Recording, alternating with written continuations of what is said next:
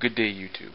I am holding here a piece of paper from Niagara Falls, Ontario, that is talking about Drummond Road construction that is supposed to be done by November 19th, 2010. It is now December 22nd, 2010, and the reason I'm even talking about this is a problem I've been having for the last 12 days now. On December 9th, I received this here notice from Albino Construction, which was dated December 8th, even though they gave it to us on December 9th, saying, be out of your driveway by 7 a.m. So we parked on the street, since we have to be out of our driveway by 7 a.m. To which we got a parking ticket, to be exact, in the amount of $25. Now the reason this here parking ticket pissed me off was because of this construction that had me out of my driveway. Now, this was done again Friday the 10th. As of Monday the 14th, they hadn't done anything but left our driveway like this.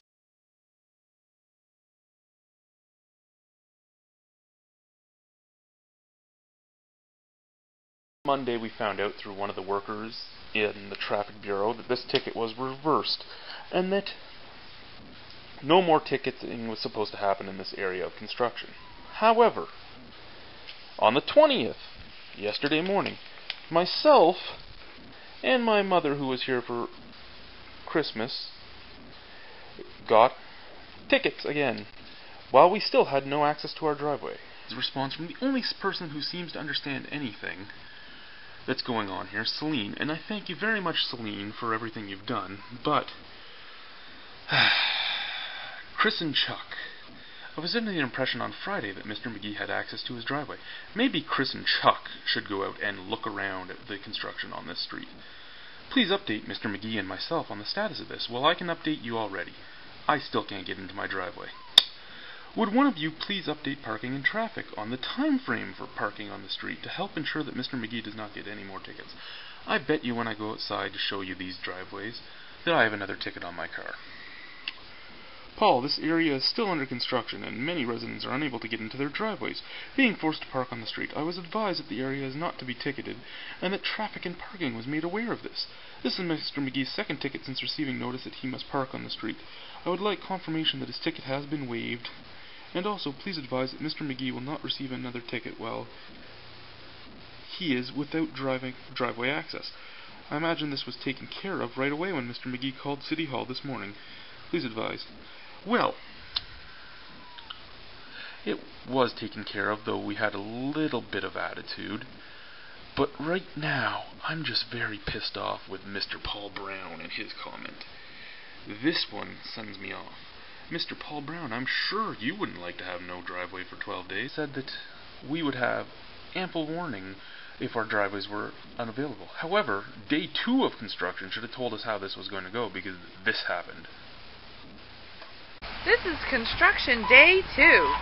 The view from my driveway today. I guess I'm not going anywhere. From the looks of that street, my car is trapped. Yes, it is trapped in my garage. Awesome.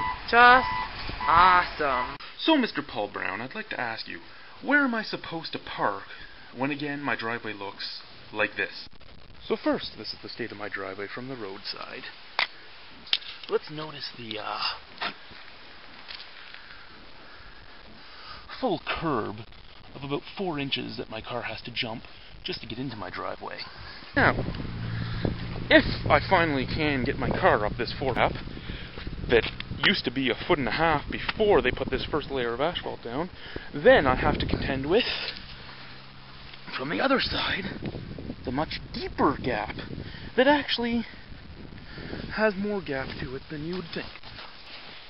That is my full 6-inch boot that my car will fall into. Mr. Paul Brown, where am I supposed to park? Since my car, even if it could get into this without damaging itself, could not get out. Let's go for a walk down the street, shall we? At other houses along this way. Mr. Paul Brown, I'm really curious where you'd like me to park. Especially since, this isn't any of my doing. This is the city's decision right here. And even once we get this second layer of asphalt here, unless they fill in this gap on this side, I'm still not really going to be able to use my driveway. Because that 6-inch gap is going to kill my car. Look at that. Look at that one. Look at how deep it is. Look at that. My flashlight is in it, and it still doesn't reach the top. But hey, we can use our driveways. And just to prove it's not just me, on the other side of the street, here's a business that has the exact same problem coming off on the only part of the driveway they have. Oh, and look at the lip they have after getting on. Car on the street. My car on the street. Why are we on the street? Oh wait, because we still don't have access to our driveways. Let's continue our little walk here.